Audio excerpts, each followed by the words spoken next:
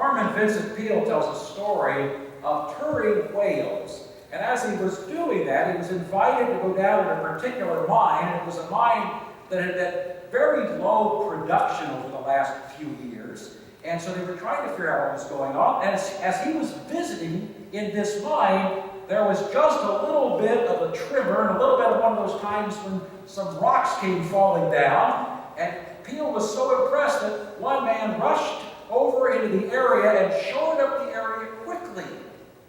And Peale looked at him and he said, "Thank you for what you've done. Thank you for the work you've done in making us safe for all of us." And the man responded with silence. And then finally he said, "I've worked here 30 years, and it's the first time I've ever been praised for anything." It's amazing what happens when we don't praise one another, isn't it? Victor Hugo said it this way: people live by affirmation more than they live by bread. And Henry James said there are three things in human life that are important. The first is to be kind, the second is to be kind, and the third is to be kind.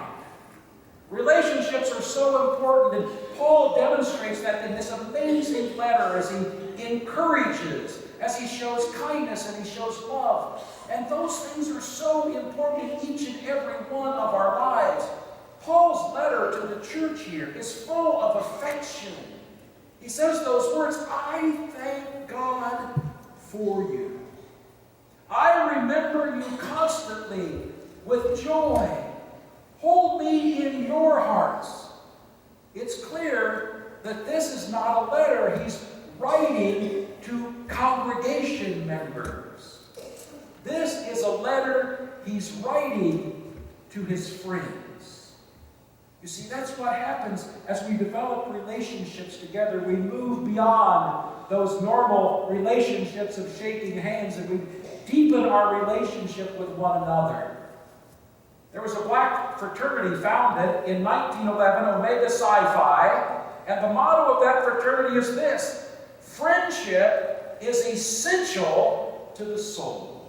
Isn't that wonderful? I mean, friendship is essential to the soul. There's a lot of things I could live without. Friendship isn't one of them for me. Friendship is important. It's vital. Paul echoes this in his letter to the church at Philippi. It's so amazing as he talks. He uses a word in the Greek that's used in other places too, and it's the Greek word koinonia. And if you've done Bible studies, you may be familiar with that word. And as it is used here, it's focusing on the part of the word that means sharing. He has a special sharing with the people of this church. In the book of Acts, its expanded meaning means it's a deep fellowship. It's one of those things where it's so deep. I've talked about this before in a spiritual sense, that as spiritual brothers and sisters who believe in God together, we are connected by more than just pats on the back and handshakes and words. We are connected at a spiritual level by the Holy Spirit. And that's what Paul is talking about here, the connections that we have together, this deep fellowship, this sharing fellowship that's the essence of Christianity. It really is. It's the connection that makes Christianity so different and so unique. It's important that we understand that because it refers to community and everyone in this community. Friendship is at the heart of Paul's letter to the Philippians. It is love, he says, that makes community possible. Paul knew that friendship was this spiritual matter. I remember when I first went into the ministry full-time, I had served a country church, and then I served as a youth pastor for 4 years, and then I served 3 years in seminary as an associate pastor, and then I went out on the first church of my own, and one of the first workshops the church sent me to was one led by a man named Roy Oswald. You probably remember Roy. Great teacher and leader, but a lot of the workshop was great, but then he got to this point, and he talked about pastors and friendships. And then he said this thing: pastors can never have friends in their church. I took that to heart. And because I'm a quick learner, my second church when I realized if I didn't have friends in the church, I wouldn't have any friends. I didn't have time for anything but the church. I mean, you know how many hours I dedicate to the church, and I've been at every church, whether small or large or in between. And I realized if I didn't have friendships at the church, I would not have any friendships at all. That was an important realization for me, and I began to take a look at that and what that meant for me. And one of the things I want to say to you today, as I leave this place, I will no longer be your pastor. I won't come back to officiate a wedding or a funeral or anything like that. But if the opportunity arises and I get invited to come back to a wedding as a friend, and I can come, I may even bring a gift. Because that's what friends do. Our relationship will change, but it will change in a great way. And the friendship that we've nurtured will never die. I have a painting in my office thanks to Pat Shaw. She had it created for the celebration we had for the scholarship from my seminary that was named after me. And it has pictures of all these churches I've served. And I've thought about that. Each and every church gave me something. I served this little community church out in the middle of the country in Miami County, Indiana. And we averaged at least a good 36 a week. And one of the things that they told me as I was leaving that church, don't let seminary ruin you. I still remember that today. I remember a church of 36 people that had a little organ over here and a little piano over here, and often would have duets with the organ and the piano. It was amazing. I remember what happened there. Then I went on to be a youth pastor, and I remember so many things that happened with the youth.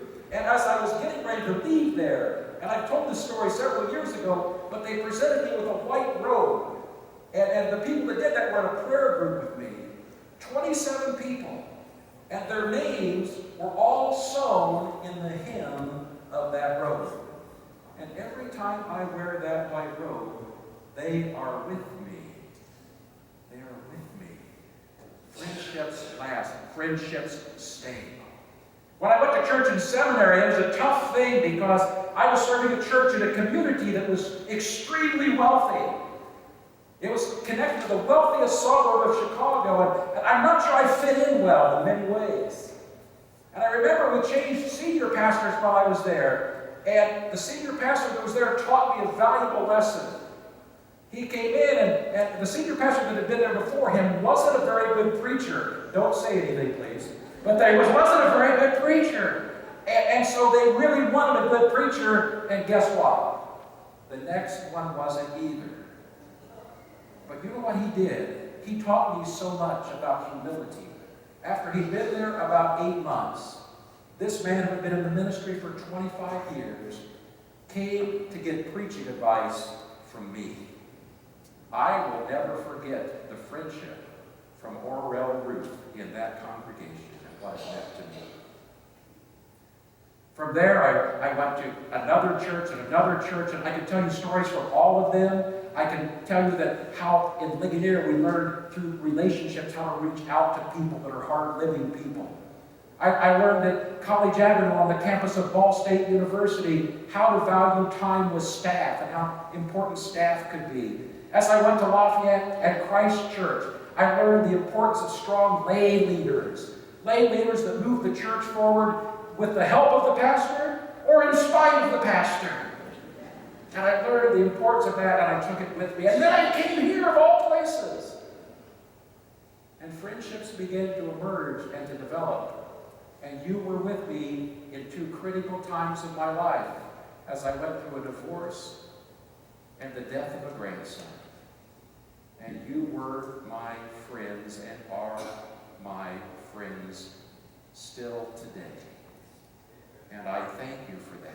And I'm not sure what I'll remember for sure. One thing I'll remember was how wonderful I felt one day watching a Super Bowl with friends when a team decided to take a safety with seconds left in the game. It made me overjoyed that day. And those friends there know what I'm talking about.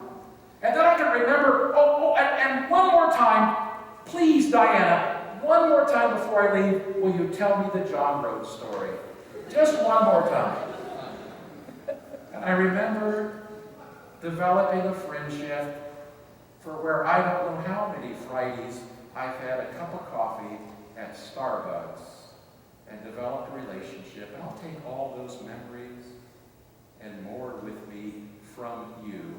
You see, when I look back, I will not think of the things we've accomplished together. I will think of you and the things that we accomplished as a team.